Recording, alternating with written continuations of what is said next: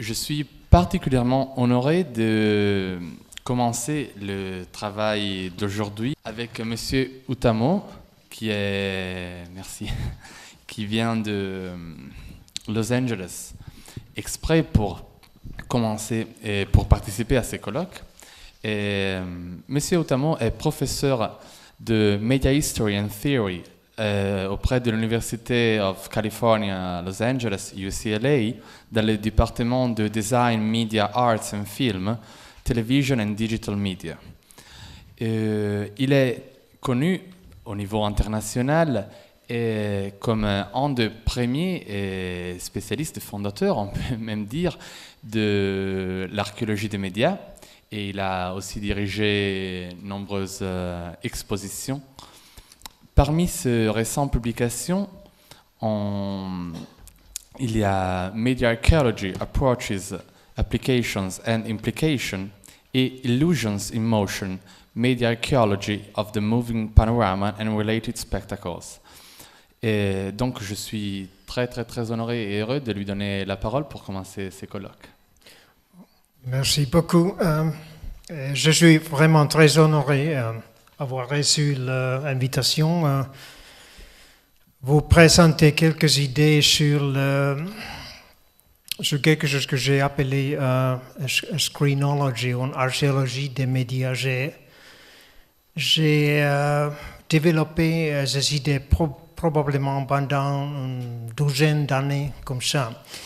La présentation aujourd'hui, c'est malheureusement ça c'est en anglais. Alors je vais maintenant changer de langue pour une demi-heure. J'espère que ce ne sera pas trop difficile pour en suivre. So thank you very much for this invitation to speak a little bit about a topic that I've proposed for about 12 years, and which it's called screenology, which I see as a form or approach to media studies, focusing on screens from a very particular perspective. And I hope that this will actually serve this colloque well as a kind of an introduction to issues that I'm sure that will come up in other people's speeches as well. I think that why do we study screens? And I think that the answers, as we already heard, are quite clear and understandable, and I will just give you a visual answer in the very beginning of the presentations by a few photos I've snapped over the years. This one in Shibuya, which in Tokyo, which used to probably be the most dense concentration of electronic screens in the world. I don't know if that's the case anymore, but about 10 years ago that was still the case.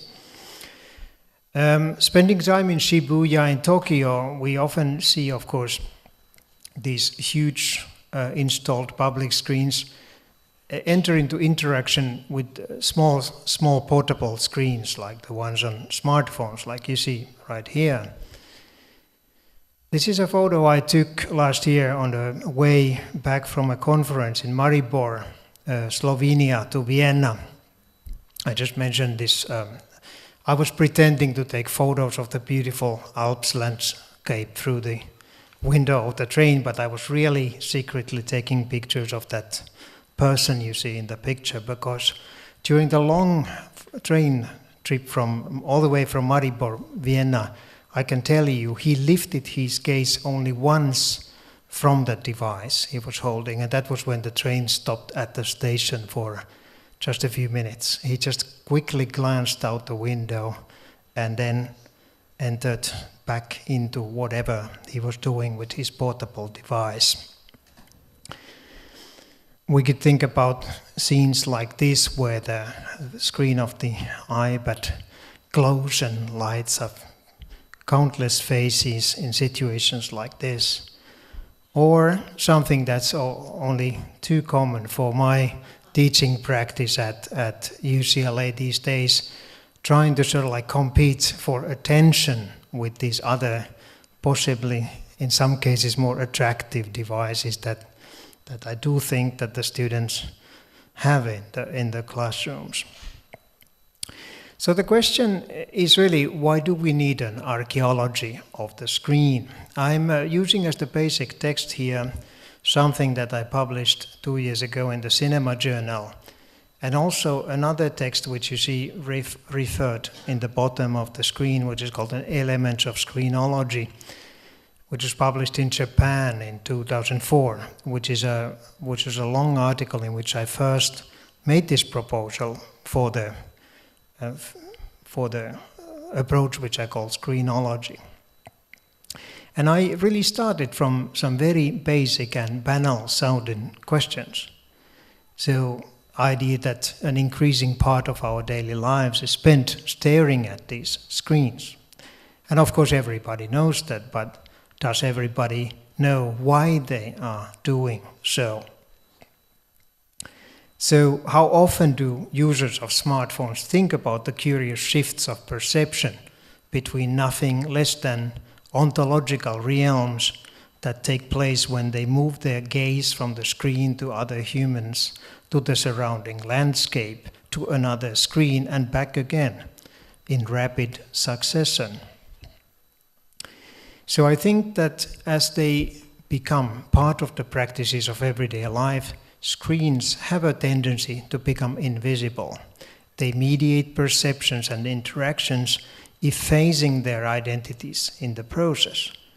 So we don't stare often at the screen, we gaze at what it transmits. But there's more. Screens also hide the history of their own becoming, turning into a kind of ever-present non-presence, an anomalous object. And this is one of the reasons, I think, why we need something called screenology, a branch of media studies that would, as I tried to define it in 2004, that focuses not only on screens as designed artifacts, but also on their uses, their intermediate relations with other cultural forms, and on the discourses that have enveloped them in different times and places. So screenology, or an archaeology of the screen, is needed to make screens visible again.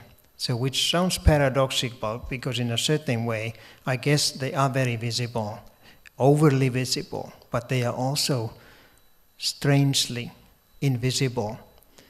So we need to break the illusion of timelessness of media without history that I claim they sustain.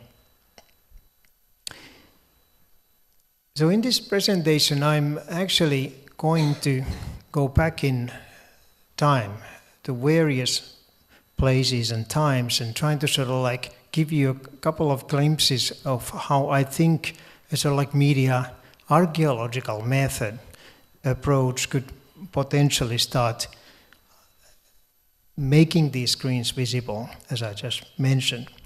One way, of course, is to try an etymological method, so actually visiting the way how that notion and those cultural practices linked with it have developed. And so, for example, looking at encyclopedia definitions from the late 19th century, we can actually find many useful clues. I'm not going to read this whole thing, so we wouldn't have time for that, but just basically pointing out that when we look at the way how the word screen in the English language, for example, has been defined, we do find many different kind of usages and meanings, and some of them seem to be even in contradictions with each other.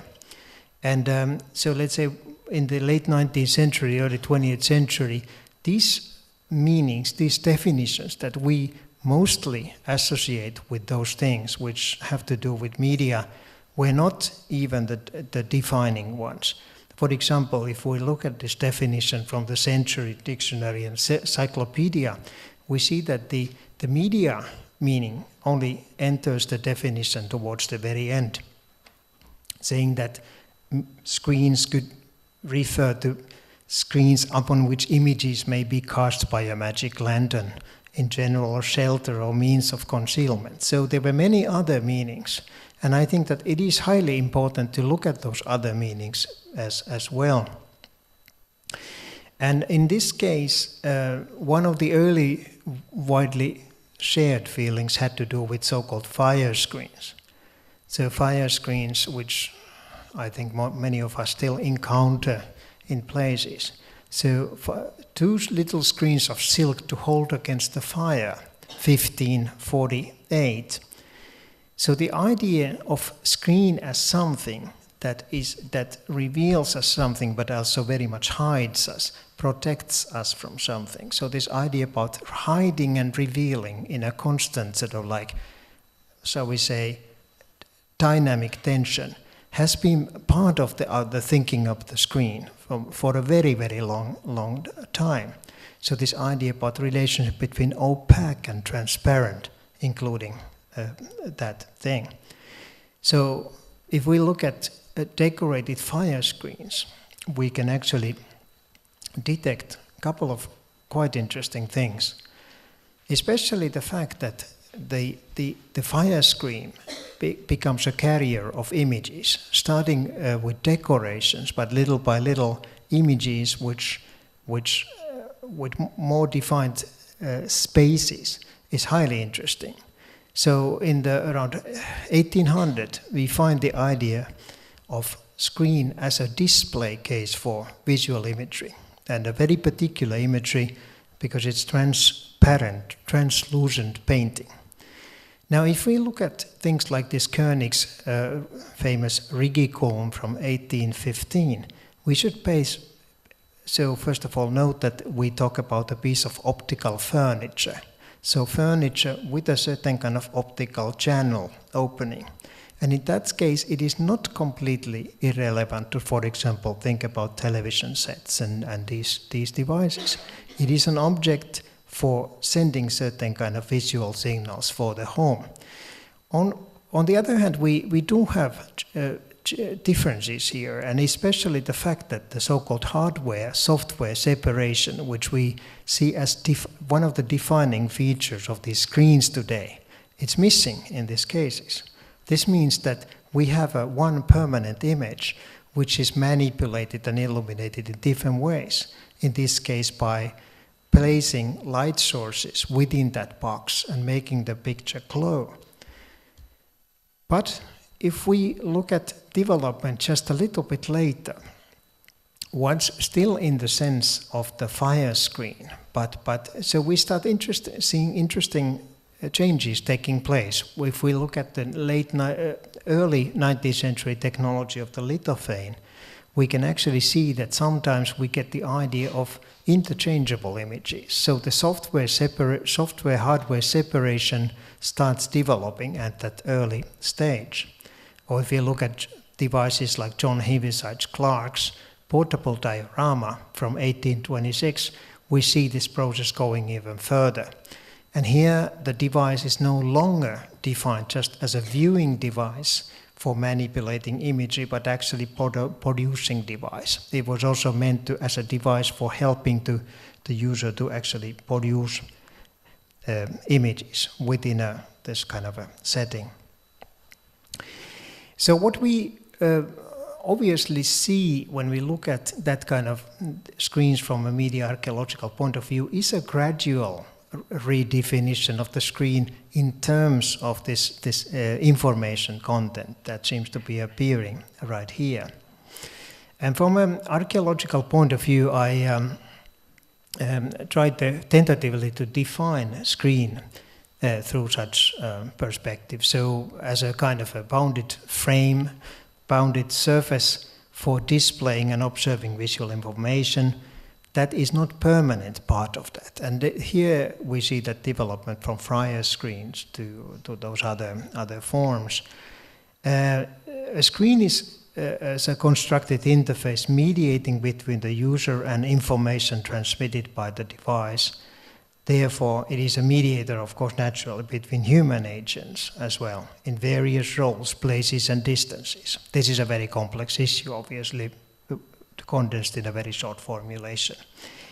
But I think that from a media archaeological point of view, this all is too limiting. And so for me personally, the idea that screens, both material and discursive, as material and discursive entities should be covered is an essential element. So it is not just about material design objects and their qualities changing, being influenced by development, but it is about discursive things. I think that some of the examples that I've been using might be useful here.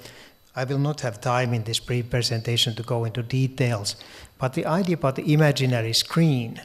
So while we see these things happening within cultural objects like fire screens, we can also look at things happening within the cultural imaginary. And here the idea relationship between the screen and the mirror takes an important importance. So a production of transfers and transmutations of meaning within culture. This is a very famous illustration linked on a famous story about Nostradamus giving a prophecy for Catherine de Medicis, making a sequence of moving images about the future kings of France appear in a mirror. There's been a lot of discussion over the centuries how Nostradamus may have made that happen, if that ever took place. Cannot go into details in those things. And it's an idea that naturally travels within culture. I call it a topos in my own research, something that we see appearing, for example, in Jean Cocteau's famous film La Belle et la Bête in 1946, where we live in an enchanted realm where such magic screens appear as in this sequence.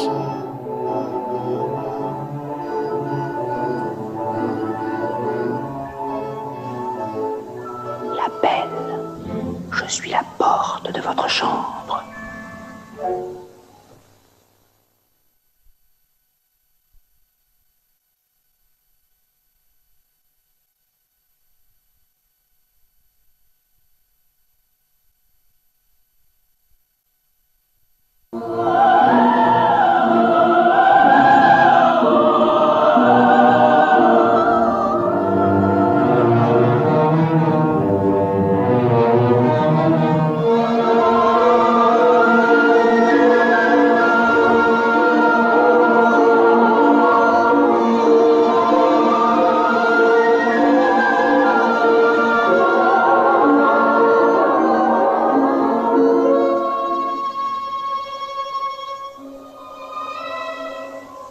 Je suis votre miroir, la belle. Réfléchissez pour moi, je réfléchirai pour vous.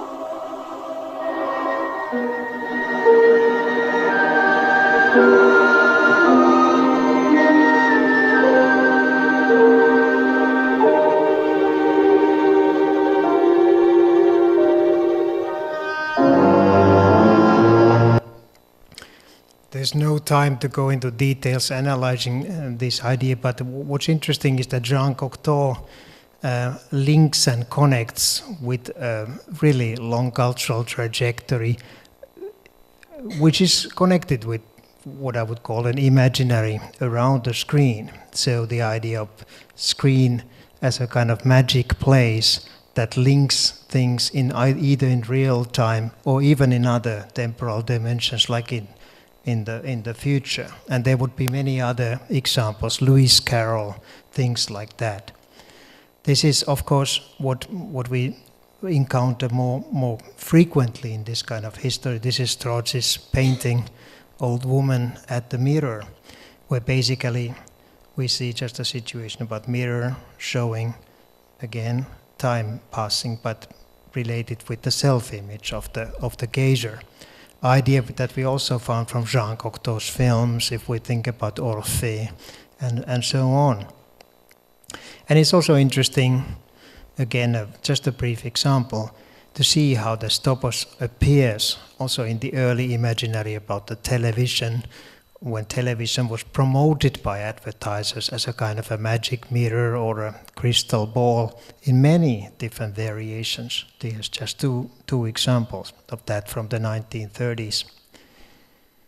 And another little reminder, so we find many examples about work by media artists actually linking and connecting with this kind of an archaeological trajectories. For example, Jean Dubois' piece Les Erranges de l'Echo, where the mirror screen and touch screen ideas are linked in 2006.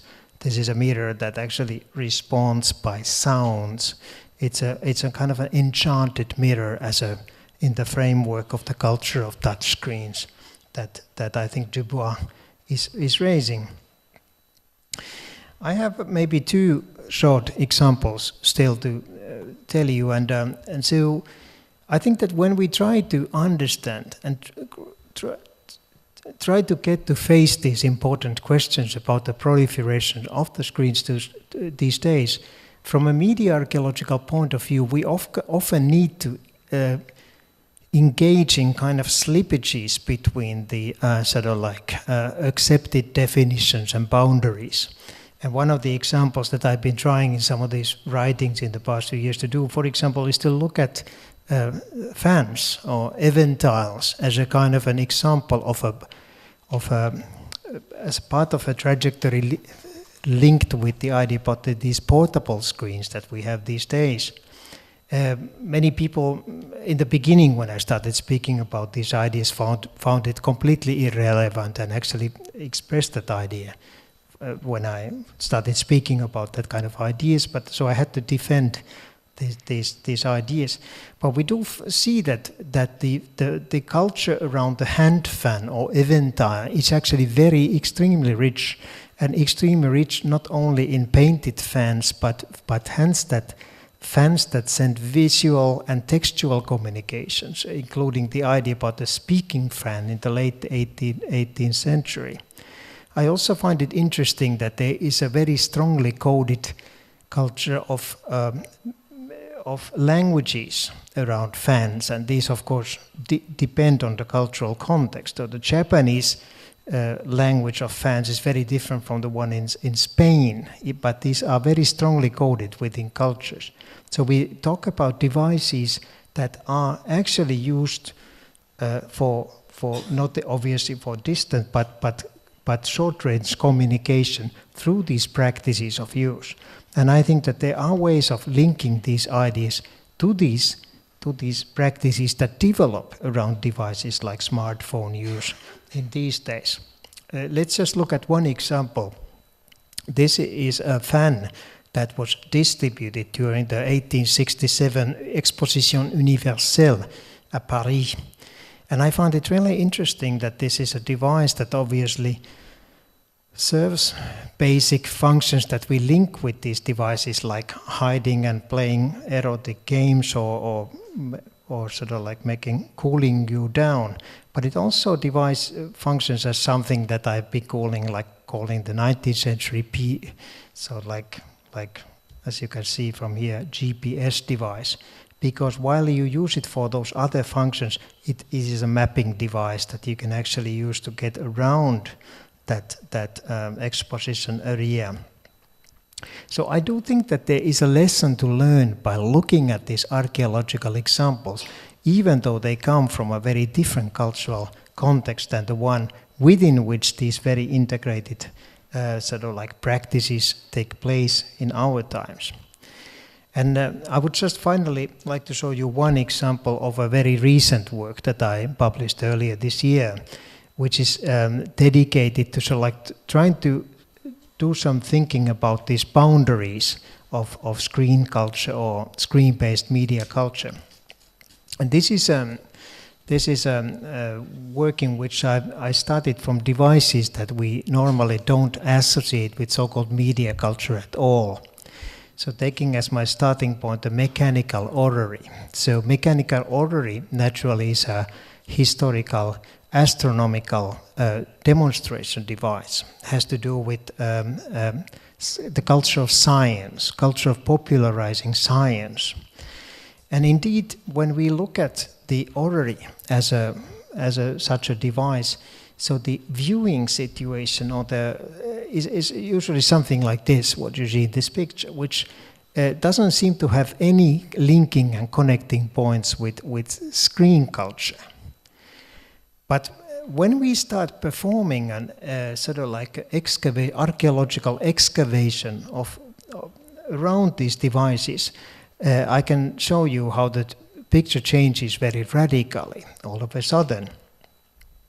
So we see first of all that the astronomical sort of like demonstration culture links early on with devices that we have already encountered right here. So this idea about the transparency as an image.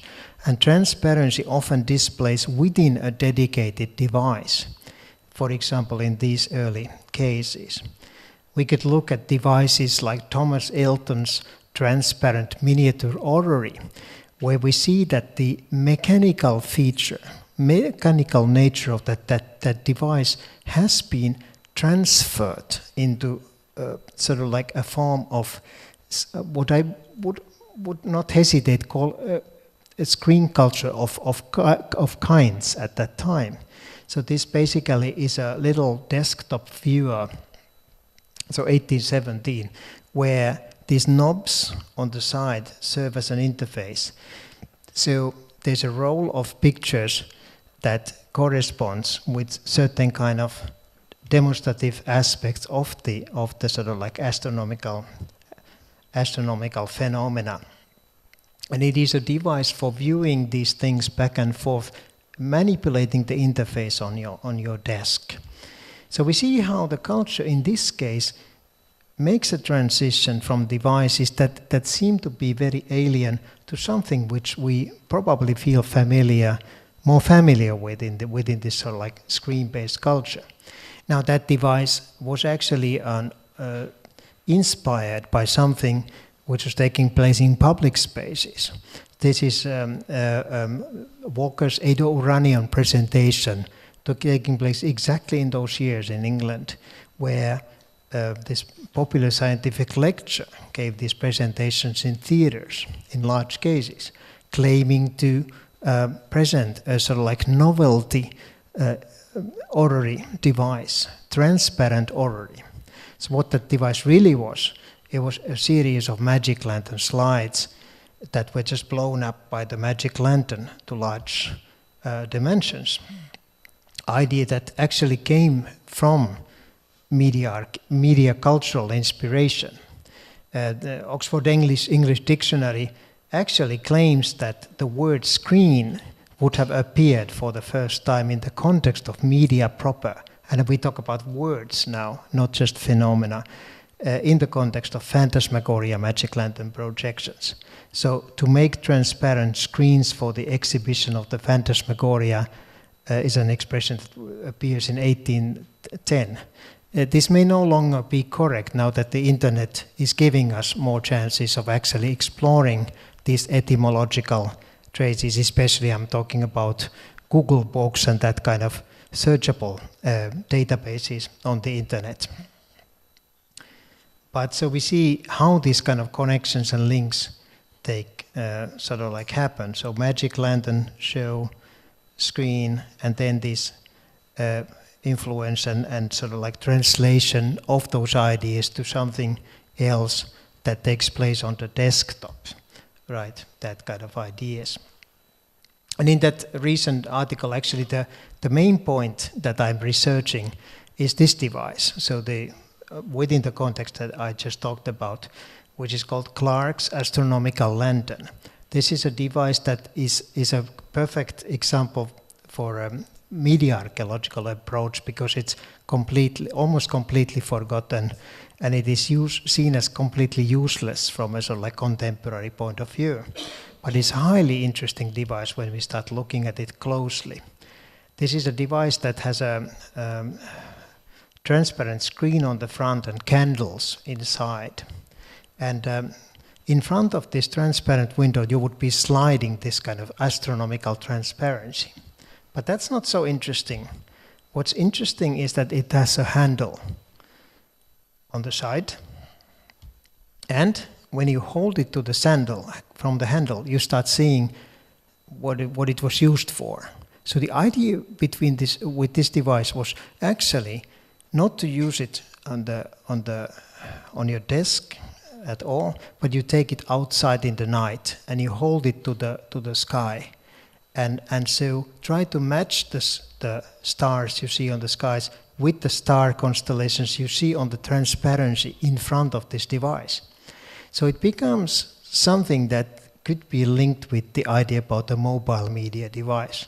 It's used for one particular purpose, but it's highly interesting. There were other competing devices with different features, but now what I find interesting and intriguing is the fact that when we look at these countless applications in the context of the iPhone right now, we actually see the reinvention of that device, which is the Starwalk application, which basically, of course, allows us to use the iPhone's camera in a similar manner. So instead of like just having to compare what you see on the skies, so you actually now shoot the camera to the sky and basically then see what happens on the iPhone screen. So it even connects with that mythological representation tradition that you saw in those transparencies.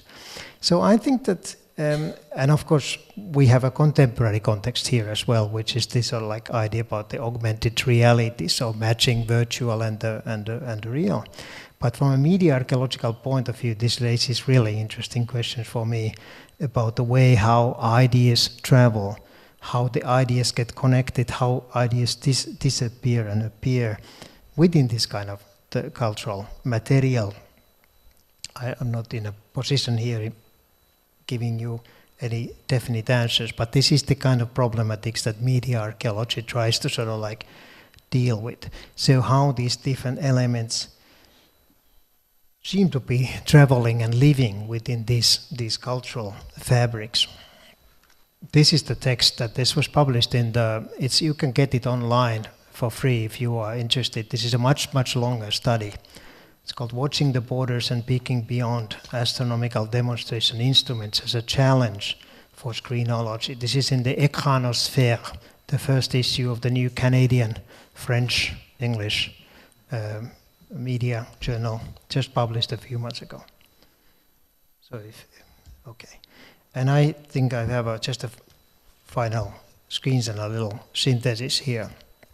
So I mentioned before that there are many challenges for this kind of screenological or media archaeological approach to understanding screen culture. And for me particularly, this idea about the discursive side might be the most interesting one. So if you have had a chance to look at my Illusions in Motion, you see that I do a lot of matching between different layers of history from the material to the discursive. And that is basically, so one of my main motivations there is to sort of like try to see how media culture develops, not only in concrete material forms, but as a certain kind of state of mind, where the media becomes part of our cultural practices, but also something internalized in the mind. So I think that it's a very important challenge and point for media archaeological sort of like approach, not to just concentrate on those concrete things, but also in the way how the concrete and the discursive constantly interlink and connect with this kind of material. So, and obviously this is something that many media scholars have in their own ways pointed out. So this is a way of linking with those ideas. So there are mind screens that we should also look at. And that also means that when we try to understand what's happening right now within this kind of screen culture, we should also sometimes pay serious attention to this kind of like outlandish new age mysticism that we find from the internet. For example, the way how the word mind screen has been in a way hijacked by for some such sort of like purposes, like in this particular example from a website which uses Mindscreen about ways of recording, processing, transforming, and sending out information and energy with the universe. So I'm taking these things seriously within this kind of like a media archaeological context, taking as the something that have something important to tell us about those ideas. So there would be extremely many things to say, but we are out of time. So let me just summarize that. So that I think to take further step towards something like what I've been trying to schedule here, we have to do research, more research on all these apparatuses, their relationships, and the discursive manifestations they have evoked along the way. And to accomplish this, we need excavations that penetrate beyond the obvious and the seemingly clearly delineated. And last but not least, we must abandon received definitions and categorization of what constitutes a screen. So to complicate things further, analyzing screens and screen practices will very probably not be enough to account for the variety of moving pictures and their presentation contexts. It may be necessary to identify related and overlapping practices, including what could be called a touch practice.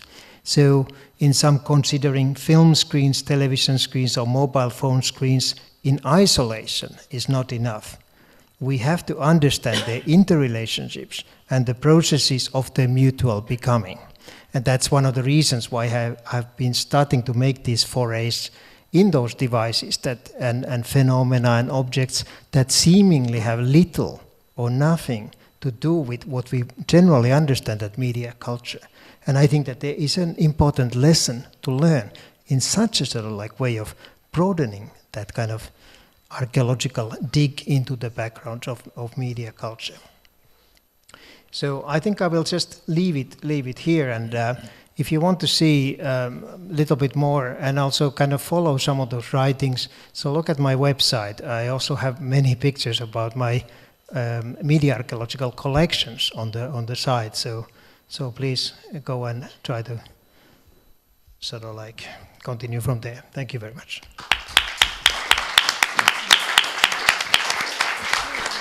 Thank you, Erkki. Merci beaucoup. C'était vraiment une présentation très intéressante. Malheureusement, oui, on a une demi-heure pour chaque présentation, mais après, il y aura le temps pour une discussion avec vous tous. Et c'est donc avec le même plaisir et le même honneur que je donne la parole à Pierre Rodrigo, qui est professeur auprès de l'Université de Bourgogne-Dijon, titulaire d'une chaire en philosophie générale et spécialiste de Aristote, mais aussi de phénoménologie, notamment de Merleau-Ponty et esthétique. Il a consacré plusieurs travaux aux questions de l'art et de l'image, parmi lesquels puissance de l'image et l'intentionnalité créatrice, problème de phénoménologie et d'esthétique. Et donc, Pierre, merci d'être ici avec nous et je te donne la parole. Merci, Jacopo. Merci à Mauro aussi, merci à tous les organisateurs, à l'Université Lyon 3, nous sommes voisins et j'ai toujours beaucoup de plaisir à venir ici. Voilà. Donc je vais vous présenter moi aussi une forme d'archéologie, puisque nous sommes au début du colloque, donc on peut se permettre une perspective un peu archéologique. Je vous parlerai donc d'écriture, de cinéma, et puis j'essaierai d'ouvrir des questions qui me semblent importantes pour penser les écrans en général aujourd'hui. Au 5e livre de Notre-Dame de Paris, vous voyez que je pars assez longtemps en arrière, donc Victor Hugo évoque de manière saisissante l'entrée de l'Occident au milieu du XVe siècle dans l'ère du livre imprimé, autrement dit dans ce que l'on nommera bien plus tard la galaxie Gutenberg. Relatant la rencontre du prêtre en charge de la cathédrale avec un lettré qui professe son admiration pour l'invention de la typographie mécanisée, Victor Hugo nous raconte la scène suivante. Je cite : « Ouvrant la fenêtre de la cellule, le prêtre désigna du doigt l'immense église de Notre-Dame qui semblait un énorme sphinx à 2 têtes assis au milieu de la ville. Il considéra quelque temps en silence le gigantesque édifice, puis étendant avec un soupir sa main droite vers le livre qui était ouvert sur sa table et sa main gauche vers l'église, il dit « Hélas, ceci tuera cela ». Cette formule, ajoute Hugo, avait deux significations. La première, dit-il, traduisait l'effroi du prêtre devant l'imprimerie. Cela voulait dire, je cite toujours Hugo, « la presse tuera l'Église ». Mais la seconde avait une valeur plus philosophique. C'était, écrit Hugo, je cite, « le pressentiment que la pensée humaine... » D'accord, merci. Le pressentiment, donc, que la pensée humaine allait changer le mode d'expression, que l'idée capitale de chaque génération ne s'écrirait plus avec de la même manière et de la même façon, que le livre de pierre, si solide et si durable, allait faire place au livre de papier, plus solide et plus durable encore, qu'un art allait détrôner un autre art, cela voulait dire l'imprimerie tuera l'architecture. Fin de citation. Hugo y insiste donc, il s'agit de la presse et de l'imprimerie et pas de l'écriture.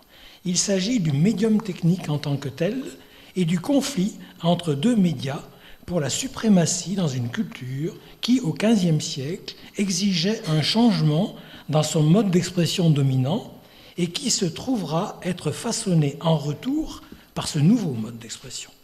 On entre ainsi dans une nouvelle constellation culturelle, la galaxie Gutenberg, autrement dit, dans un processus de civilisation qui opérera par les mots imprimés. On reconnaît dans ce que je viens d'avancer un écho de la célèbre formule de McLuhan « Medium is message ». C'est que, de fait, dans toute forme historique de culture, le sens, ou plutôt ce qui à cette époque est considéré comme étant de l'ordre du sens, n'a jamais rien d'immédiat, rien qui soit recueilli d'emblée, sans aucun filtre, à partir de l'expérience même du monde. Toujours, le sens est monté, et il l'est par l'effet de dispositifs qui mettent en jeu des opérations techniques de production et de transformation de l'expérience brute. C'est lorsqu'un de ces dispositifs de montage du sens fait époque qu'on peut dire, comme Victor Hugo, « ceci tuera cela ». Il y va alors non pas d'une simple invention technique, mais de ce que Husserl appelait une Stiftung, une institution, l'institution historique d'un sens transformé en profondeur. Suivant le montage du sens institué par le médium de l'imprimerie, l'homme devint donc lisible. Il se connut lui-même et il connut le monde par l'intermédiaire du livre imprimé, dont la domination fut assurée par sa reproductibilité technique, ce qui a permis au livre d'empiéter sur les autres montages du sens, puis de les recouvrir.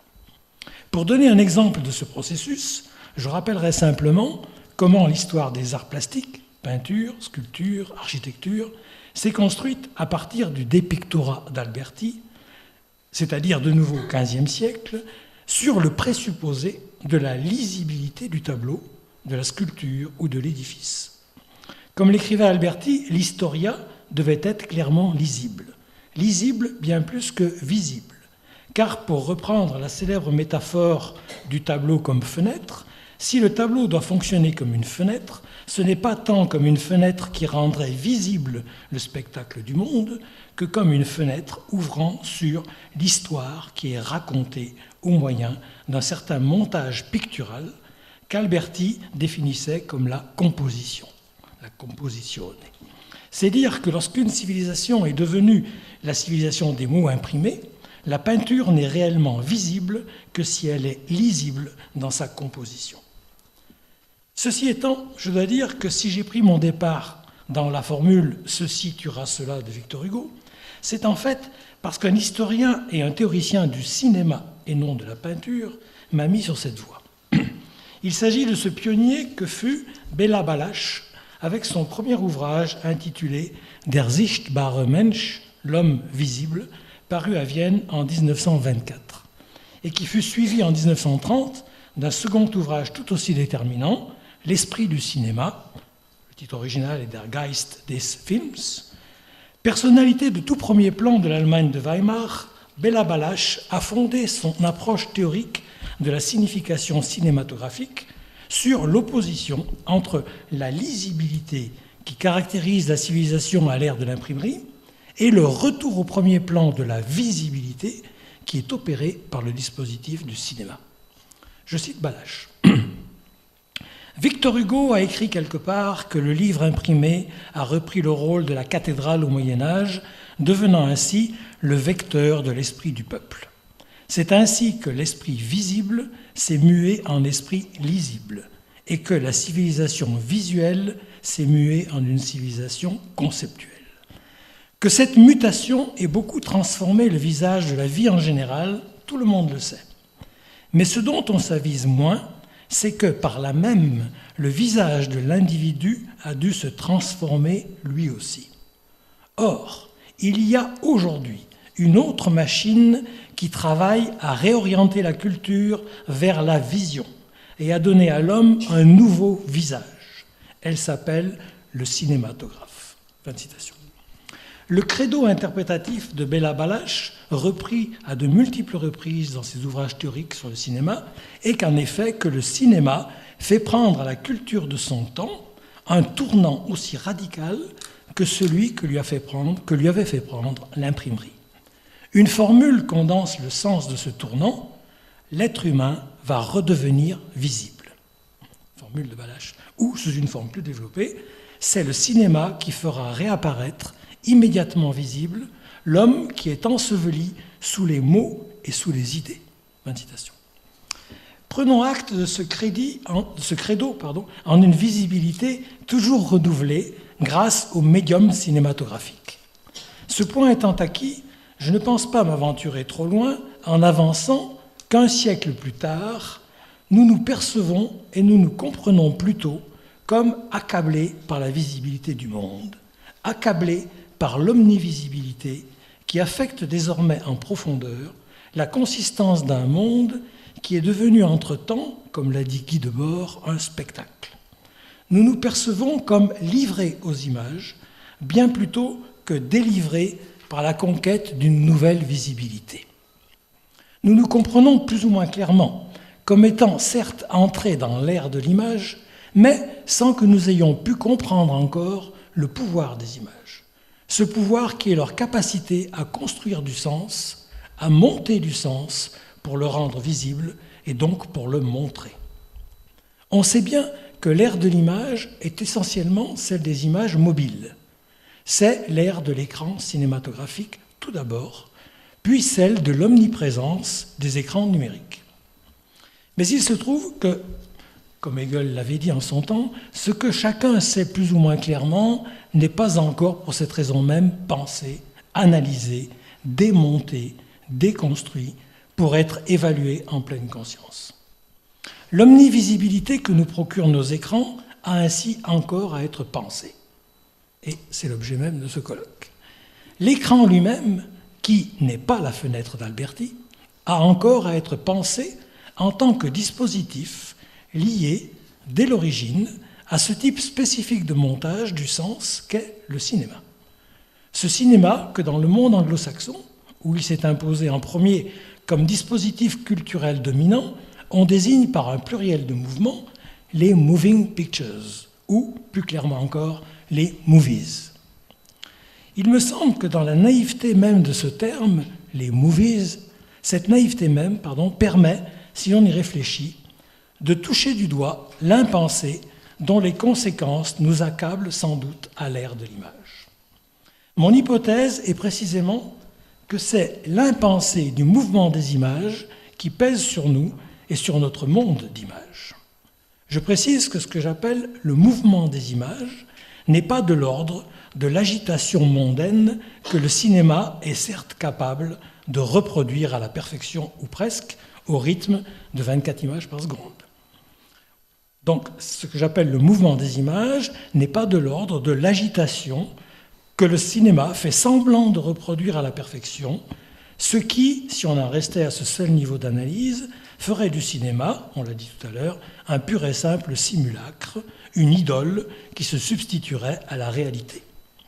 La notion d'image en mouvement, de moving pictures, peut et même doit recevoir un autre sens. Sinon, nous n'aurions aucun moyen, de nous démarquer des critiques qui ont fusé dès le début des séances publiques de projection des bandes cinématographiques.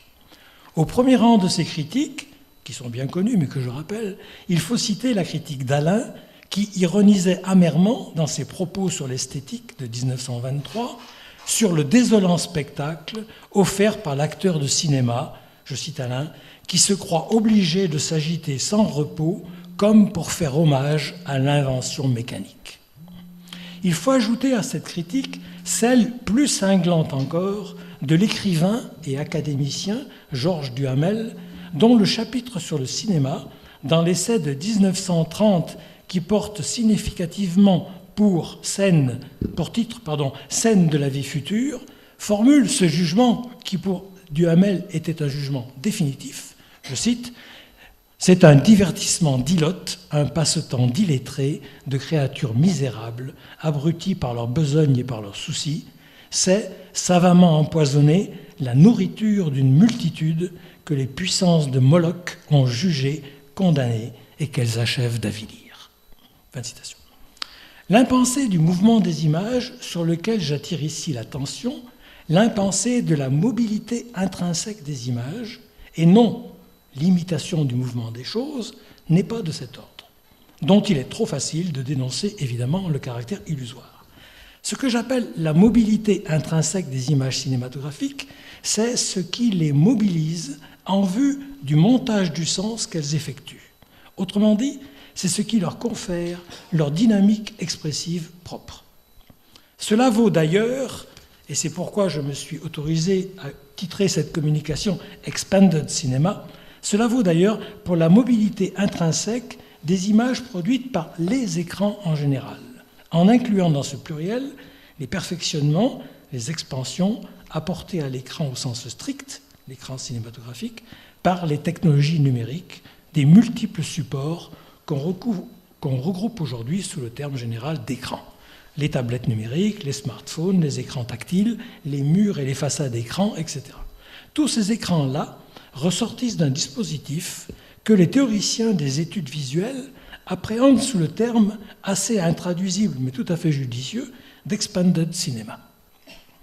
Donc, étant donné la conversion de la promesse de l'homme visible, chère à Béla Balázs, en une crainte aujourd'hui largement partagée, devant l'omnivisibilité universelle qui nous accable à l'ère de l'image, mon hypothèse est que la raison déterminante d'un tel basculement de l'espoir en angoisse pourrait bien se situer dans le caractère encore impensé de l'écran et de l'image cinématographique. D'où l'intérêt peut-être d'une lecture archéologique. Pour le dire autrement, en paraphrasant une formule du même Balázs, qui a intitulé l'un des chapitres de son livre sur l'esprit du cinéma « La caméra productive ». Je dirais que ce que nous ne savons toujours pas penser, c'est l'écran productif. Nous ne savons pas penser l'écran en général comme le lieu d'un montage spécifique qui produit, en le mobilisant, un sens visuel. Permettez-moi de citer une fois encore Balázs, car je pense qu'il pose de très bonnes questions au cinéma, même si, comme je vais être amené à le dire tout à l'heure, ces réponses demandent sans doute à être retravaillées. Balázs écrit au début de son chapitre donc sur la caméra productive, il écrit ceci. Une série d'excellentes questions fondamentales, me semble-t-il. Qu'est-ce donc qui transmue le film en forme d'expression totalement originale? Qu'est-ce donc que la caméra ne reproduit pas, mais crée elle-même? Quels sont les moyens qui transforment le cinéma en un langage spécifique? Et il répond, ce sont le gros plan, le cadrage, le montage. Tout cela se produit grâce à la mobilité de la caméra, à son mouvement continuel. Non seulement elle montre toujours de nouvelles choses, mais elle montre également des distances et des points de vue toujours nouveaux. C'est cela qui est absolument neuf dans cet art. Fin de citation. Autant les questions de Balázs me paraissent être celles qu'il faut effectivement poser pour décrypter le dispositif visuel qui constitue le cinématographe. Autant les réponses esquissées ici par Balázs restent dépendantes d'une idée encore trop naïve, trop immédiate de la mobilité des images du cinéma, comme une mobilité qui serait simplement liée au déplacement de la caméra. Balázs y revient d'ailleurs quelques lignes plus bas, d'une manière encore plus explicite, lorsqu'il écrit « La caméra emmène mon œil en plein milieu de l'image. Je vois les choses à partir de l'espace du film. Je suis cerné par les personnages du film. Je suis impliqué dans son action que je vois de tous les côtés. » Fin de citation. S'il ne s'agissait que de cette mobilité-là, qui certes existe, qui est celle des choses et des personnages, Duhamel et Alain seraient parfaitement en droit de rejeter l'agitation et la fébrilité du spectacle filmique au nom de la beauté classique des formes statiques. La réponse de Balázs me semble donc faible. Elle l'est parce qu'elle ne parvient pas à conceptualiser la dynamique de la plastique cinématographique, sinon en termes de mouvement dans l'espace, en termes de déplacement de la caméra dans l'espace. Or, avec l'écran filmique, il s'agit d'une toute autre dimension de la mobilité, qui est celle de la mobilisation des éléments formels propres au cinéma en vue d'un montage du sens visuel qui soit cohérent, judicieux et efficace. Balázs a bien repéré ces éléments de la forme cinéma, ce que j'appellerais la forme cinéma, qui ne sont pas des éléments de lisibilité, car ils relèvent du visuel comme tel. Ce sont le gros plan, le cadrage et le montage, effectivement. Ce sont les éléments de la visibilité spécifique que le cinéma construit. Et ce ne sont pas les éléments d'une visibilité que le cinéma trouverait toute prête dans le monde, avec ses formes, ses couleurs et ses mouvements. Pour éviter la confusion, on pourrait peut-être avancer, en écho à l'adjectif visuel, le terme de visualité cinématographique. Une visualité qui serait construite, qui serait montée par la mise en jeu rigoureuse d'un dispositif incluant, certes, la caméra, mais aussi les éclairages, les décors, le jeu des acteurs, leurs gestes et leurs paroles, et encore le choix des types de plans et leur durée, sans oublier bien sûr d'inclure par avance dans la visualité de chaque plan sa contribution qualitative à la suite des plans qui constituera le film lui-même, par l'effet de ce que l'on appelle le montage proprement dit, le montage au sens strict, celui qu'on réalise après le filmage. Bref, à concevoir ainsi les choses, on se rend vite compte que le montage est partout, ou, si l'on veut, que dans un film, tout est montage, et tout est pour le montage. Les plans et les cadrages le sont, sinon ce ne serait que des vues successives, les lumières, le jeu des acteurs, les décors aussi, sous peine de n'être qu'anecdotiques, et ainsi de suite. La dimension créatrice de sens des images du cinéma réside donc dans la mobilisation de leurs éléments formels en vue d'une cinéplastique dont la puissance expressive doit tout au montage, pris dans son sens le plus large. Le concept de cinéplastique que je viens d'introduire me paraît nommer fort bien l'art de la création des formes au cinéma, même si paradoxalement ce concept n'a pas connu de réelle fortune auprès des théoriciens du film. C'est le théoricien et historien de l'art Élie Faure qui l'a forgé dans les années 1920. Son article fondamental sur la cinéplastique est paru sous ce titre en 1922 et est devenu par la suite un classique des études sur l'expression cinématographique. Dans un premier moment de l'argumentation, Élie Faure, qui, je le rappelle, est un historien de la peinture d'abord. Donc Élie Faure écrit ceci. « Le cinéma est plastique d'abord. Ne nous méprenons pas sur le sens du mot plastique. Il évoque trop habituellement des formes sculpturales, immobiles, incolores, qui mènent trop vite au canon académique. En réalité, la plastique est l'art d'exprimer la forme, soit au repos, soit en mouvement, par tous les moyens au pouvoir de l'homme. L'art en de bosse, le bas-relief, la gravure sur cuivre, sur bois, sur papier, etc. » Fin de citation. Comme on le voit, dans ces lignes, rien n'excède encore le sens courant de la mobilité opposée aux formes immobiles. Quelques pages plus loin, l'analyse se fait cependant plus philosophique et dévoile une nouvelle dimension de la mobilité qui est celle qui m'intéresse ici. Je cite à nouveau donc Élie Faure. « On découvre immédiatement dans le cinéma la réalisation concrète des intuitions philosophiques où la fin du XIXe siècle affleurait. Il projette la durée dans les limites de l'espace. Que dis-je ? Il fait de la durée une dimension de l'espace. Le cinéma, architecture en mouvement, parvient, pour la première fois dans l'histoire, à éveiller des sensations musicales qui se solidarisent dans l'espace, par le moyen de sensations visuelles qui se solidarisent dans le temps. Échange entre l'espace et le temps. En fait, c'est une musique qui nous touche par l'intermédiaire de l'œil. Fin de citation. Très belle phrase, je trouve, sur l'expressivité du cinéma. L'allusion à Bergson est transparente dans ses lignes, puisque c'est une évocation du jeu entre l'espace et la durée qui conduit Élie Faure à thématiser l'empiètement entre la composition spatiale de chaque plan et le rythme temporel produit par le montage des séquences filmées. Mais le point le plus saisissant est en fait qu'Élie Faure utilise ici Bergson contre Bergson, car il veut réhabiliter le montage cinématographique du sens, alors que Bergson avait condamné, comme on sait dans l'évolution créatrice, la prétention illusoire du cinéma à recomposer le mouvement des choses, et pire encore pour Bergson, à recomposer la durée de nos vies psychiques à l'aide d'un dispositif mécanique. En fait, pour Élie Faure, comme plus tard pour Gilles Deleuze, la dynamique propre de la cinéplastique n'est pas la cadence des mouvements spatiaux que la caméra enregistre, mais elle est créée par le montage rythmique des éléments de la forme cinéma. C'est ainsi, par exemple, qu'on peut éprouver au cinéma la dynamique expressive éminemment plastique d'un plan fixe, c'est-à-dire d'un plan filmé avec une caméra immobile et sous un seul angle de prise de vue.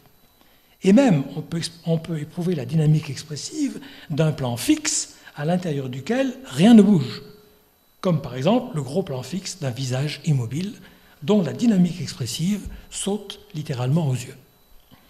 On peut également éprouver avec force l'expressivité plastique d'un ralenti, où la forme d'un corps en mouvement perd sa consistance objective pour devenir une sorte de nébuleuse, et où le corps perd aussi, ce qui est encore plus frappant, son statut de centre d'action pour entrer dans une sorte de lévitation, comme c'est le cas dans la séquence bien connue du film de Jean Vico, Zéro de conduite, lorsque, dans le pensionnat, les élèves se battent à coups de pelochon dans le dortoir du pensionnat. Scène à propos de laquelle Maurice Merleau-Ponty a pu évoquer, en reprenant une formule de Jean Epstein, je cite, « un corps flottant entre les objets comme une algue, un corps qui ne se meut pas ». Merleau-Ponty a souligné « ce », un corps qui n'est pas le centre de l'action.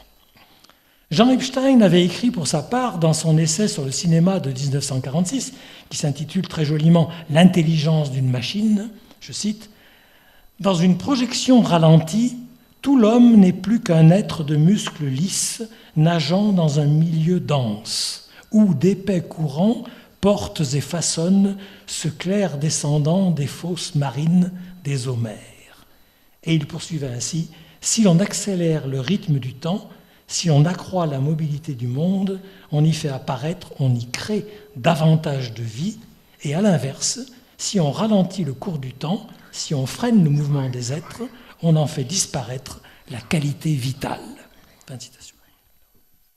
De cette nouvelle intelligence du monde, fournie par le montage d'espace-temps que le dispositif du cinéma permet de construire, Jean Epstein déduit à la fin de son livre une thèse métaphysique de grande envergure qui est très proche elle aussi des thèses de Bergson. C'est la thèse selon laquelle vie et matière, durée et spatialité ne diffèrent pas par essence, comme deux substances, mais sont deux modes d'être qui ne se distinguent l'un de l'autre que par leur rythme de cohésion respectif. Epstein en conclut que la substance immuable chère aux métaphysiciens n'est qu'un mirage de la raison et que ce qui existe vraiment, ce qui constitue le réel, ce sont des montages rythmiques, des pulsations d'êtres articulées les unes aux autres selon une dynamique de l'harmonie ou du conflit.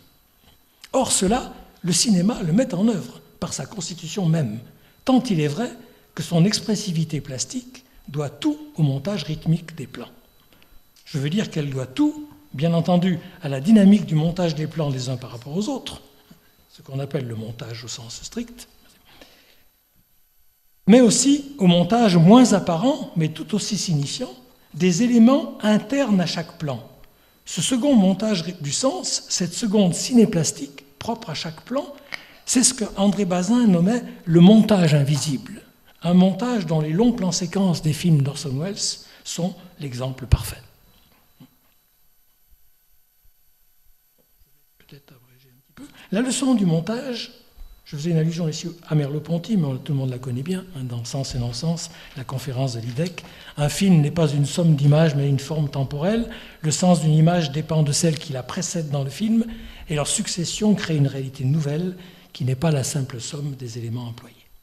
La leçon du montage est donc que le sens du film n'est pas contenu dans chaque image, qu'il n'est même pas produit par leur succession, mais qu'il est créé par le jeu des écarts rythmiques obtenus au montage, en complétant cette idée d'écart rythmique par celle de montage invisible analysée par André Bazin. Dans les deux cas, l'image filmique est bien plus qu'une image au sens banal du terme. Elle ne reproduit pas la réalité, elle ne se substitue pas non plus comme un simulacre, mais elle institue plutôt, par le jeu d'écarts rythmiques qu'elle ménage, dans son rapport aux éléments internes aussi bien que dans son rapport aux autres images, elle ménage donc une toute autre présence, un tout autre sens du réel. Puisqu'il me reste peu de temps, je vais conclure par une allusion à Eisenstein. Un texte d'Eisenstein. Oui, le cinéaste russe, donc Sergei Eisenstein, maître incontesté du montage cinématographique intensif, du montage rythmique, de ce montage qu'il avait nommé le montage des attractions, puis le montage extatique, ce montage qui, disait-il, fait bondir le spectateur hors de son fauteuil. Eisenstein, donc, a su reconnaître, non seulement dans le cinéma, mais aussi dans les arts plastiques antérieurs au cinéma, depuis l'architecture grecque jusqu'à la peinture du Gréco, la puissance des effets de montage qui jouent dans toute image un rôle constitutif. Il a même inventé des concepts spécifiques, d'une part pour désigner l'image dans sa mobilité plastique, ce qu'il appelle l'imagicité, plutôt que l'image, et d'autre part pour désigner les effets de montage inhérents à tous les arts plastiques, quels qu'ils soient. Il parle alors de cinématisme, comme si le cinéma s'était anticipé lui-même dans les arts plastiques plus anciens. On lit par exemple dans l'un de ses recueils, disponible en traduction française, précisément intitulé par ses traducteurs « Cinématisme », on lit cette formule pour le moins paradoxale. Je cite Eisenstein. « L'acropole d'Athènes représente le modèle le plus parfait d'un des films les plus anciens. » Paradoxe, mais non pas illusion rétrospective, car si l'on suit l'étude détaillée des bâtiments répartis sur l'acropole d'Athènes que donne ensuite Eisenstein, force est de reconnaître avec lui que ces bâtiments ont été savamment montés, savamment orientés et pensés en volume les uns par rapport aux autres pour dessiner un cheminement de la perception. Un cheminement induit par une série d'effets de cadrage et de montage qui dévoilent peu à peu les formes et les volumes des édifices dans leur tension réciproque. Sur l'acropole d'Athènes, le regard panoptique est impossible. Voilà ce que saisit Eisenstein. Il saisit l'obligation que fait l'acropole d'un parcours de la perception, d'un cheminement conjoint de l'œil et du pied pour saisir peu à peu le sens des cadrages, des montages et des tensions qui les habitent. Que reste-t-il alors du mythe de la transparence du médium et du sens, du mythe de l'iconicité comme pure transparence, fenêtre, et de l'écran cinématographique comme fenêtre? Il en reste tellement peu de choses que, lors de son exil américain, Eisenstein est allé jusqu'à imaginer, sur le mode de la parodie, le scénario et le découpage d'un film qu'il avait intitulé Glass House, Maison de verre, un film dont tous les éléments de décor auraient été construits en verre et dont l'intrigue montrerait les méfaits d'une vie quotidienne livrée à la transparence entière du sens. Transparence de l'immeuble, qui aurait été un gratte-ciel de verre, et donc transparence des comportements des habitants, transparence des rapports sociaux, etc. Ce film impossible, ce film tout entier dédié au fantasme esthétique et au fantasme politique, Eisenstein y insiste beaucoup, d'un montage interdit, d'une pure transparence, aurait conduit, note Eisenstein dans son journal, que je cite, à une vue de l'Amérique à travers les murs, vue ironique, mise en forme parodique du matériau de la vraie Amérique, l'Amérique des clichés hollywoodiens. La réalité présentée comme si les clichés hollywoodiens étaient l'élément réel. Fin de citation. Ce film, qu'Eisenstein évidemment n'a jamais pu tourner, pour toute une série de raisons, ce film se serait achevé sur la scène du suicide par pendaison de l'idéaliste qui voulait sauver cette civilisation du verre de son autodestruction. Un suicide forcément contemplé par tous comme un spectacle, et forcément contemplé dans l'indifférence générale et dans l'absence de sens qui, selon Eisenstein, devait découler du montage interdit et de la transparence totale. Telle est, dans ces grandes lignes, l'impensée des images et des écrans que nous devons affronter si nous voulons vraiment comprendre la visualité qui opère au cœur du visible, si donc nous voulons comprendre ce qui se montre à nous, ce qui, dans ce qui se montre à nous, a été monté sans nous. Merci, je vous remercie.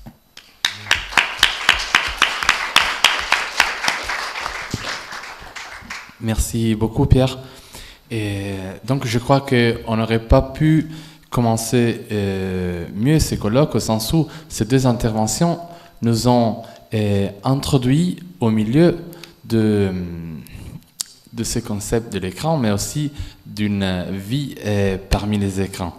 Il me semble que la question que dans les deux interventions était centrale était justement celle de la visibilité à l'époque de l'écran, et comme M. Outamo a cherché de montrer, de faire montrer cette visibilité dans l'histoire même du dispositif de l'écran à travers cette opération archéologique qui cherche justement à rendre visible ce qui reste invisible, et donc on pourrait dire aussi impensé dans notre usage et dans notre relation avec les écrans aujourd'hui. Et de même, dans l'intervention de M. Rodrigo, on a eu la visibilité avait cette importance, cette centralité, justement parce que c'est dans cette visibilité que l'écran dégage un sens grâce à cette visibilité. Mais donc, il y a aussi une question qui se relie à ces concepts de visibilité, c'est-à-dire celle de la transparence et en même temps de l'opacité de l'écran. C'est justement entre ces couples conceptuels que, à mon sens, se développe aujourd'hui la réflexion sur les écrans et sur la visibilité à l'époque des écrans. Et justement, peut-être, c'est parce qu'on continue à considérer les écrans comme purement transparents, ou quand même voués à la transparence, qu'on n'arrive pas à les concevoir comme de machines productives, qu'on n'arrive pas à voir l'écran comme lieu de montage, lorsque peut-être réévaluer l'opacité de l'écran pourrait être une manière et de montrer son histoire et donc de le montrer en relation avec toute la complexité de son être, et de le faire lieu de montage et de création d'un sens. Et donc, je vous donne la parole. On a une vingtaine de minutes, aussi un peu moins pour les questions. Et vous pouvez poser des questions et en anglais et en français, et on va chercher de répondre.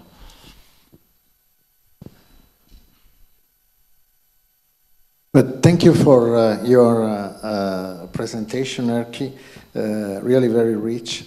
My question for you is, how do you interpret the passage from Phantasmagoria to cinema in terms of continuity and discontinuity? I'm referring mainly to the fact that the projector is not beyond the screen, but beneath, right? So how does it change things?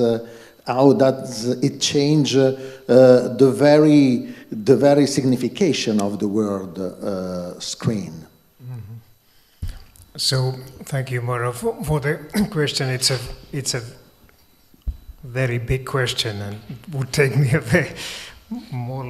much longer time to reply than I had in my lecture. But perhaps just a couple of reflections. So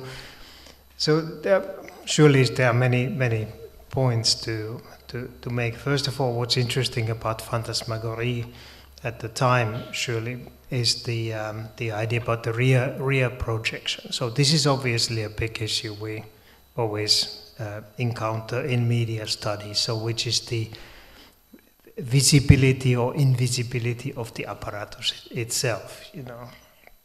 So that's an issue that probably has to be discussed in a much bigger way. But it's really interesting that the phantasmagorie, in a way, was in the business of hiding the technology, so behind the screen, but in also hiding the screen. So hiding the screen in the sense that the materiality and the physicality of the screen was effaced. So there were many ways of doing that in the phantasmagoria.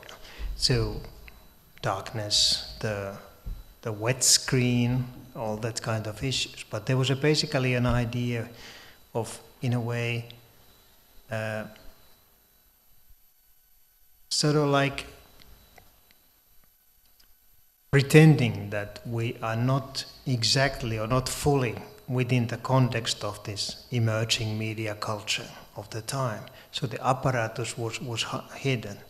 And surely, I mean, if you think about what happened in the times of the early cinema, so this is something that was taking place as the illusionary mechanisms of the commercial film culture, film industry started developing. In the earliest times of the cinema, I'm repeating very familiar, well-known facts right in the beginning. So earliest cinema, the attraction quality had to do with both the technology itself and what was projected on the screen. So the screenings of the Lumière brothers, so had to do with the attraction value of the cinematograph, I think, as much as what was shown on the screen.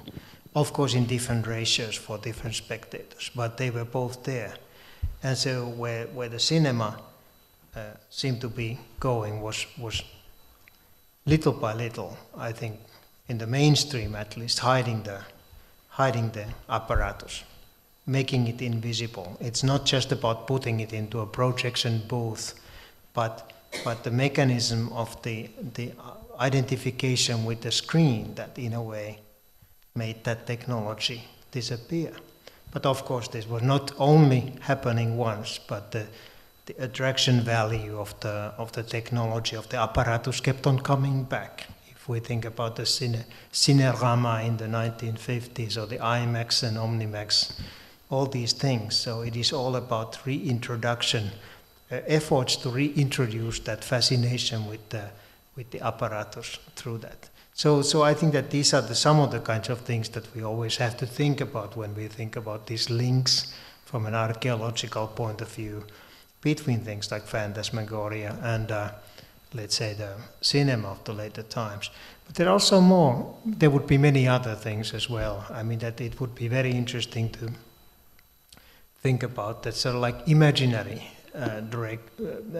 dimension of the phantasmagorias. That means the discursive figures that were linked with the phantasmagoria and triggered by, in the context of the early 19th century culture. And that, for example, has to do with audience reactions. So the famous stories about people in Robertson's Phantasmagorie in Paris seemingly strongly reacting and sort of like, so there's issues about make believe or disbelief or whatever, all these issues about the relationship to the screen. And these are similar issues that are reborn or resurface in the context of the earliest cinema. So this idea of the stories about people reacting strongly to the train arriving at La Giotan or Lumiere Brothers, which is a big interesting topic. I mean, to what extent these are real, to what extent they belong to the imaginary of the media, all these kinds of issues, and to what extent we are able to link these discursive manifestations triggered by the context of the phantasmagorie, those that were triggered 100 years later in the context of the cinema. So can we link these culturally? And I have been trying to say, of course, in my work that we can, through this sort of like topos theory idea, thinking about certain lives of certain formulations that keep on giving a certain kind of support for these cultural interpretations. But I mean that there were so many things that we should sort of like take into account. I think the most important thing is always that we have to think about these things in terms of layered cultural manifestations, from the material all the way to various forms of discursive manifestations. So we shouldn't actually separate these from each other, but rather think about the interlinks, interconnections and interlinks from the apparatus to the, but I mean, in a way, all this is part of the classical apparatus theory already, so where the apparatus is both imaginary and both about materiality. So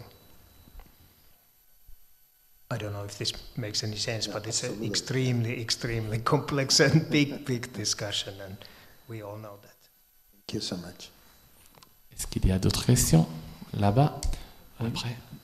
Moi, une question pour Pierre Rodrigo. Est-ce que vous avez fait le même exercice que celui que vous avez proposé en fait à propos du cinéma, à propos pour les mobiles? C'est qu'est-ce qui fait que finalement les ordinateurs mobiles, les écrans mobiles, les iPhones, etc., produisent effectivement un type de réalité particulière? C'est-à-dire que quel serait l'équivalent du gros plan, du cadrage, du montage, isolé pour penser dans le cinéma, et qui permettrait d'une certaine manière de contester cette lecture un peu sceptique et critique qui ne verrait dans ces objets que du mécanique plaqué sur du vivant? Oui, oui, bien sûr. La question que pose la prolifération des images, l'omnivisibilité, c'est, me semble-t-il, que ce qui a été massivement repris dans le langage, si on peut dire comme ça, des images, des smartphones et autres, c'est l'agitation. Ce qui frappe, c'est que ils utilisent évidemment les figures du cadrage, du montage, du gros plan, etc. Et surtout un montage rythmé d'une façon quasiment frénétique, comme si la reproduction de ce que Alain et Duhamel, justement, ne cessaient de critiquer, tenait lieu de langage. Voilà, plutôt que des figures de style, c'est plutôt des figures du mouvement, mais au sens du mouvement physique. Voilà, c'est ce qui me frappe le plus. Et c'est, à mon avis, ça fait partie de ce que j'ai appelé un accablement, de ce spectacle d'images qui se succèdent frénétiquement. Bon, je ne veux pas contester que par ailleurs, il y a des recherches formelles. Bon, il y a certaines de ces productions qui sont extrêmement novatrices. Mais justement, celles-là, on les retient. Voilà. Sinon, il me semble-t-il que quelque chose a été passé sous silence, quelque chose a été absolument fort clos, c'est-à-dire l'idée qu'il puisse y avoir une autre notion de la mobilité intrinsèque du sens. Mobiliser du sens, c'est pas simplement faire se succéder des images à une allure frénétique. Sinon, c'est la condamnation platonicienne, etc. Merci. Bonjour. Ma question s'adresse également à Pierre Rodrigo. Je vous remercie d'abord d'avoir évoqué des théoriciens qui ne sont pas très souvent en ce moment repris, mais qui ont dit des choses très importantes, c'est tout à fait clair. Je ne suis pas tout à fait d'accord sur le fait que la plasticité de force ait été une histoire courte dans les théories du cinéma. Ça a été repris souvent, même si pas toujours directement et pas toujours avec des reprises tout à fait directes. C'est vrai que Faure reprend Bergson un petit peu contre Bergson, comme Deleuze le fera, mais en montrant que c'est avec Bergson, même si Bergson ne le comprend pas lui-même. Quant à Alain et Duhamel, les bourgeois qui condamnent un art populaire. Hein. Donc c'est surtout ça dont il est question dans leur texte. Hein. Et avec Duhamel, ça se double de l'anti-américanisme absolument fervent. Et, le cinéma étant identifié aux États-Unis, bon, voilà. Ma question, elle pose sur la confusion, oui, que vous avez proposé entre cinéma et image numérique, de faire un gros blot autour de l'image mouvante. Parce que, bon, je suis d'accord avec vous que c'est la question du rythme, et la question du montage se pose en question de rythme, et que le cinéma est vraiment tout à fait lié à ces questions temporelles, et notamment à celle du rythme et de la rythmicité. Mais cette rythmicité, elle est confrontée à quelque chose qui est une constante, qui est le défilement des images, pendant une durée qui est fixe. Et elle s'inscrit à l'intérieur de cette durée. Donc le cinéma, le rythme propre au cinéma, il se construit à l'intérieur de cette forme du film qui se développe à partir du défilement des images à 24 images par seconde, et aussi de la forme filmique qui s'est imposée, c'est-à-dire du film d'1 heure et demie en général, ou plus court, éventuellement quelquefois un petit peu plus long. Tandis que les images numériques sont liées à une temporalité, je veux dire,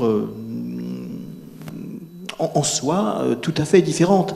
Et donc les rythmes qui sont proposés ne se développent pas du tout de la même façon. Et donc en fait, à mon avis, il est assez difficile de faire un tout avec, en passant du cinéma à la manière dont on peut manipuler les écrans d'ordinateur, et notamment les images que nous offre le web. Il me semble que là, on a affaire à des constructions de rythme à l'intérieur d'une forme temporelle bien différente, ce qui fait que la comparaison est difficile à faire. Mais je vous l'accorde tout à fait, oui, c'est absolument vrai. Il me semble quand même qu'on doit la faire, parce que sinon, si on ne pense pas l'archéologie des images contemporaines, avec leur rythmicité propre et tout ça, leur temporalité propre. Si on ne pense pas à une archéologie de type cinématographique, il me semble qu'on est vraiment très démunis. C'est mon avis, mais peut-être que c'est une erreur. Sinon, je vous accorde tout à fait qu'il y a une forme temporelle propre au cinématographe qu'on ne retrouve pas telle qu'elle, bien sûr, dans les images numériques, bien sûr. Ouais, bien sûr. Ça vaut aussi pour la luminosité de l'image, vous voyez, le grain, toutes ces choses-là qui ont complètement changé. Hein. Il n'empêche, me semble-t-il, qu'il y a une provenance au niveau de la logique de l'expression. Il me semble qu'on aurait tout intérêt à retrouver une méditation comme celle de Balach ou comme celle de Epstein, comme celle d'Eliphore. Voilà. Vous avez raison. Merci. Anna-Catherine. Thank you. I have a question for Professor Tamo, and actually two. One is more methodological. I know that this media archaeology is a controversial discipline. You put it into question in your work, and so I found very interesting the fact of discovering that the screen became a bounded surface displaying different things a lot before that what we usually think. At the same time, that what your work implies is that the evolution of the screens could have taken other paths. So I think that this is a really interesting perspective on our present experience of screens.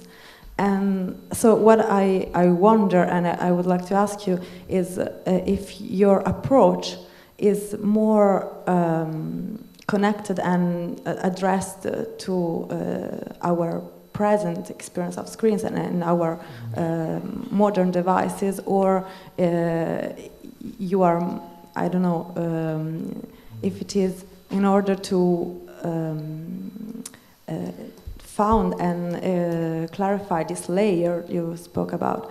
And just another question about the fact that you concentrate most of all on display devices. And what I find very interesting in present devices is the connection, the convergence of capture and display devices. So I was wondering what you say about this. Yeah, so many important and essential issues. So first of all, I agree with you that this idea about the media archaeology or archaeology, the media, whatever, is controversial. And I think that actually it's fine that it's controversial. There's no orthodoxy, so everybody defines these things from one's own perspective. So it's a sort of like dynamic field in that sense.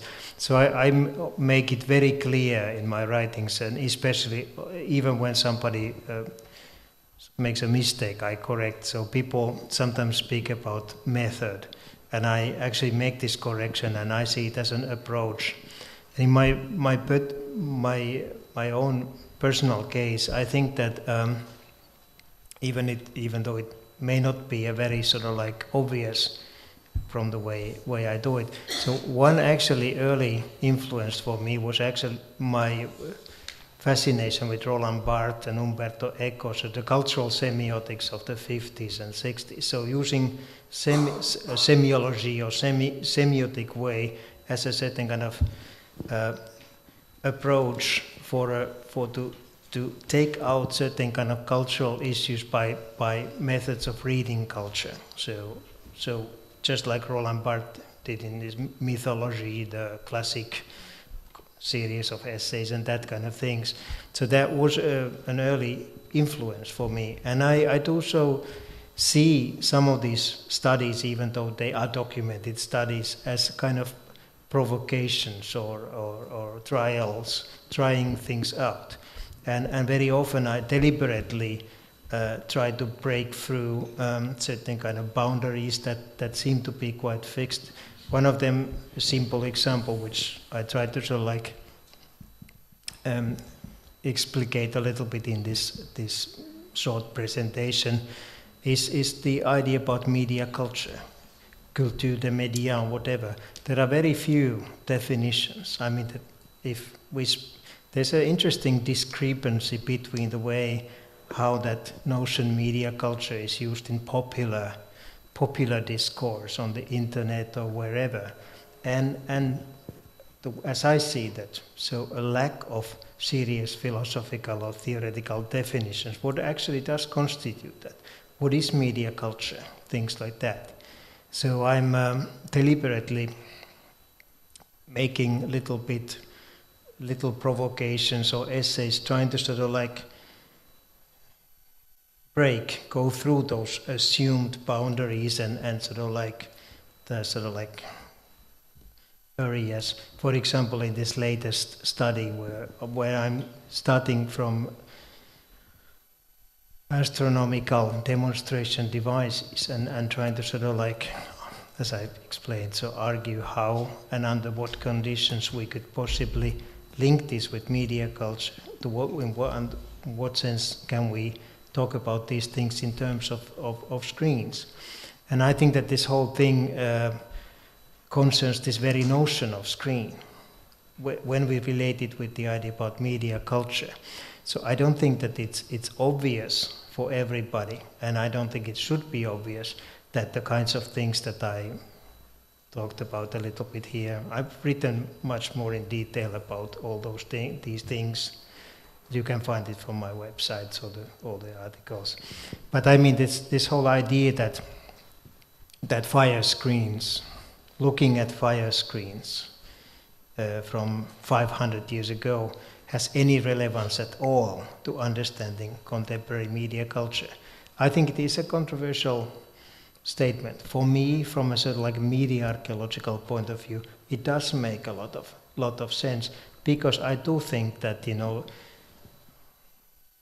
traveling back and forth, linking these things has potential of sort of like providing as clues that basically can feed back into sort of like at least partial understandings of this complexity of the contemporary integrated media culture.